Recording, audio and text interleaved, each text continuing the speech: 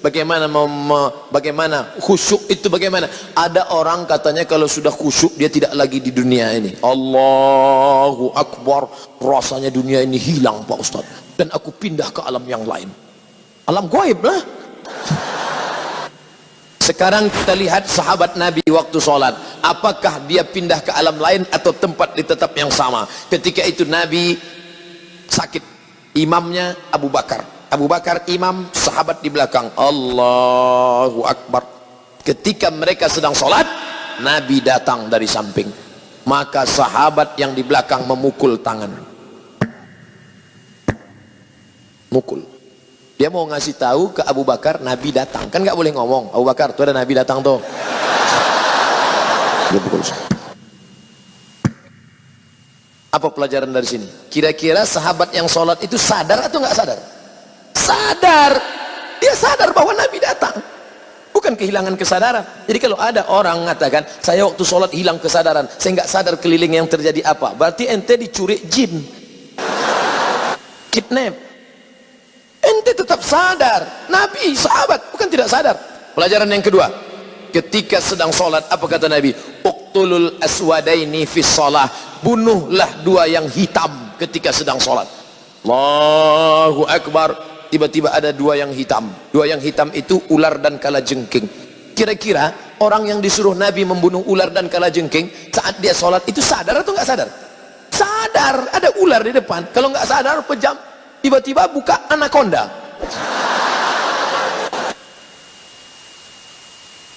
Tiga, ketika sedang sholat tidak ada orang boleh lewat di depan.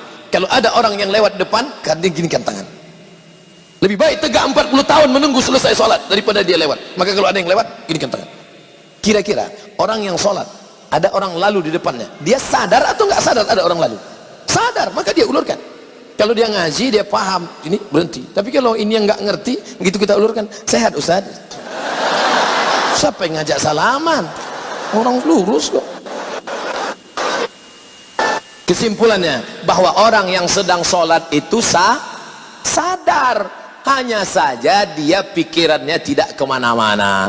Bagaimana cara khusyuk itu Pak Ustaz? 5 langkah kata Syekh Ali Tontowi. Yang pertama, dari mulai mendengar azan jangan ngomong. Allahu Akbar, Allahu Akbar, Allahu Akbar, Allahu Akbar, hayya 'alas shalah, la haula wala quwata. Jangan ngomong. Makanya nanti kalau ada kawan di sebelah ngomong, bro gimana kabarnya nanti? Allahu Akbar, Allahu Akbar. Kabarnya kemarin di internet itu kan isu Sianus, la haula wala quwata illa billah. Nah, lalu kemudian tutup dengan doa wasilah. Allahumma rabb hadhihi da'wati tammati wa salatil qa'imah ati sayyidina Muhammadan lil wasiyatil fadilah wa syarafa darajatil 'aliyatir rafi'ah wa ba'athu Allahumma maqama mahmudan alladhi wa'adta innaka la tukhliful mi'ad. 2, ketika berwudu enggak boleh ngobrol.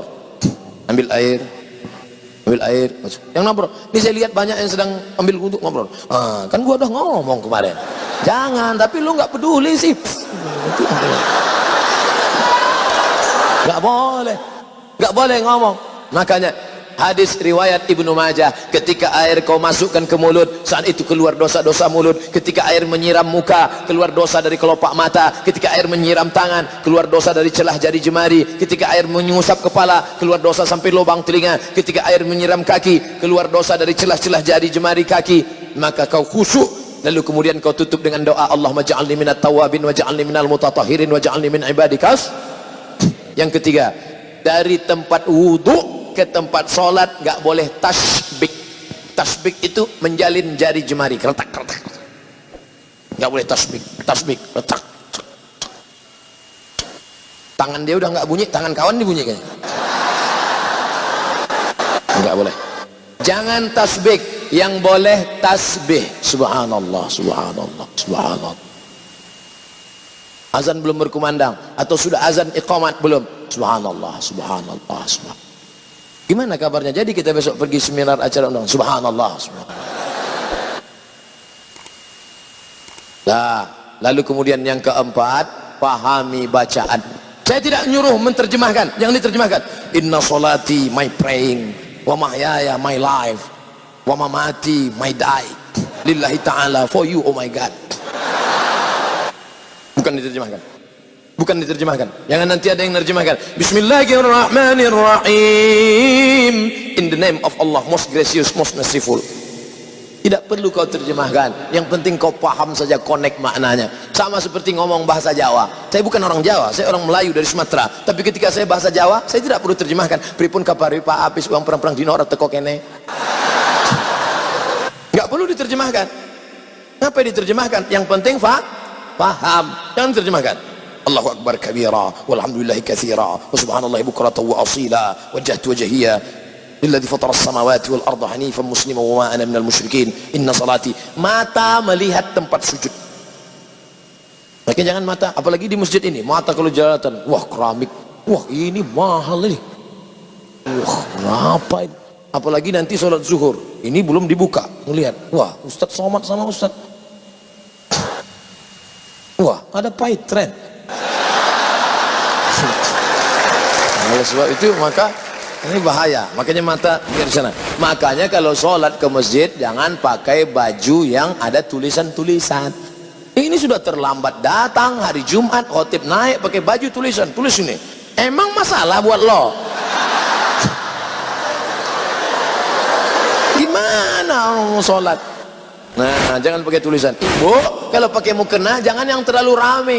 Ini mukenanya semua bunga, bunga matahari, bunga kenanga, bunga kemboja, bunga tai ayam, ada semua di sini. Ada teman yang sholat di belakang lihat, di mana belinya ini ya? Kira-kira harganya berapa nih ya? Ini benangnya katun Jepang atau Korea ini? Nah, lalu kemudian di mana sebenarnya letak kata itu di mana? Innal kalama la fil fuadi wa innama ju'ilal lisanu 'alal fuadi dalila. Letak kata-kata itu di dalam hati, tak berbunyi, tak bersuara, tak berhuruf, tak bertinta, tapi kemudian diciptakan lidah untuk mewakili. Konekkan antara lidahmu dengan hatimu. Allah. Makanya dalam mazhab Syafi'i, mulut menyebut Allah, hati mengisi qasad ta'arad ta'yin. Salatnya salat apa? Salat zuhur. Berapa rakaat? 4 rakaat. Jadi imam apa jadi makmum? Jadi makmum. Ada apa qada? Ada. Allahu akbar. Mulutnya menyebut Allahu akbar, tapi hatinya menyatakan ini salat zuhur 4 rakaat, jadi makmum adaan lillahi ta'ala. Allahu akbar. Mulut menyebut bismillah, hati juga konek. Bismillahirrahmanirrahim. Alhamdulillahirabbil alamin. Ar-Rahmanir-Rahim. Makanya Nabi kalau sholat itu mulutnya bergerak. Ya Khabbab, Khabbab. Nabi kalau sholat mulutnya bergerak atau diam saja? Kata Khabbab, Nabi waktu sholat mulutnya bergerak. Dari mana kamu tahu Nabi mulutnya bergerak? Bittirabi lihyati. Saya lihat jenggotnya bergerak, bergoyang. Ini sekarang ada orang yang sholat mulutnya diam aja.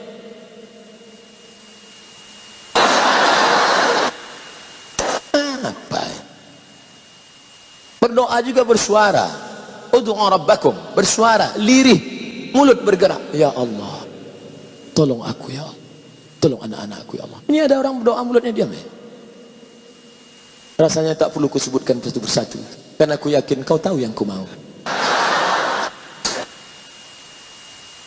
Ustaz tolong jelaskan makna. Sudah. Apa hukum musik? Buka, pertama syaratnya beli 4 GB. Setelah itu tulis di www.youtube.com.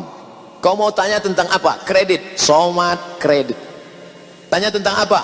Tentang musik, Somat musik. Tanya tentang apa? Politik, Somat politik. Pokoknya apa saja kau tulis itu. Somat LGBT, Somat narkoba. Enter, dapat video-videonya insyaallah. Sudah saya enter kok nggak nyala videonya Pak Ustadz, paket habis. Nah, tapi karena kau tanya saya jawab juga. Apa hukum musik dalam syariat Islam? Musik yang boleh solawat. Barakallahu lakuma wa baraka alaikuma wa jama'a bainakuma. Boleh. Itu kan doa untuk orang menikah, nggak salah. Atau lagu yang mengingatkan mati. Mati. Na, na, na, na, na, na. Untuk yang anak-anak muda. Kalau untuk yang emak-emak, bila Israel datang memanggil, jasad terbujur di pembaringan. Tapi lagu itu jangan dinyanyikan waktu acara pesta nikah. Berikut ini mari kita dengarkan satu lantunan lagu yang disampaikan oleh ibu-ibu dari majelis pengajian. Sekujur tubuh akan menggigil, sekujur badan kan kedinginan. Pengantinnya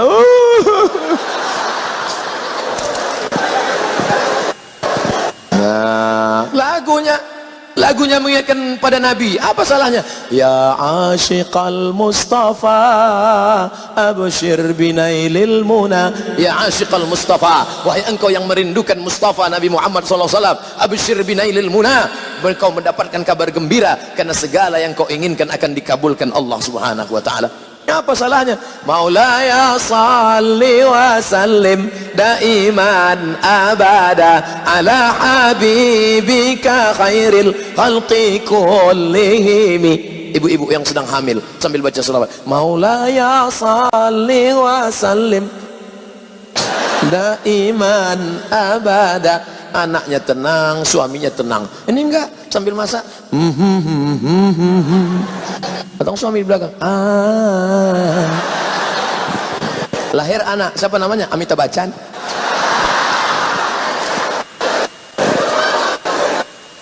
Kalau puasa sunnah kan boleh dua niat. Kalau sholat sunnah apakah boleh juga Ustadz dua niat? Niatnya satu saja.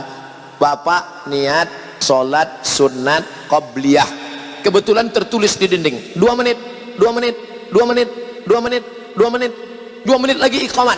Kalau tahiyatul masjid nggak dapat qabliyah, tapi kalau qabliyah otomatis dapat tahiyatul masjid. 2 menit, 2 menit, 2 menit, sholat qabliyah. Selesai qabliyah, loh kok nggak iqamat? Tanya pengurus, Pak pengurus, kok nggak iqamat? Jamnya rusak Pak. Makanya tanya dulu. Bagaimana jika kita menemukan uang? Oh ini enak ini. Uang itu kita masukkan ke dalam kotak amal langsung tanpa kita umumkan. Namanya luqatah. Luqatah harus diumumkan selama 1 tahun. Kalau selama 1 tahun tidak ada pemiliknya, itu milikmu. Makanya selama setahun itu kau berdoa supaya tidak datang pemiliknya. Pas hari yang ke-359, ya Allah, jangan sampai datang dia.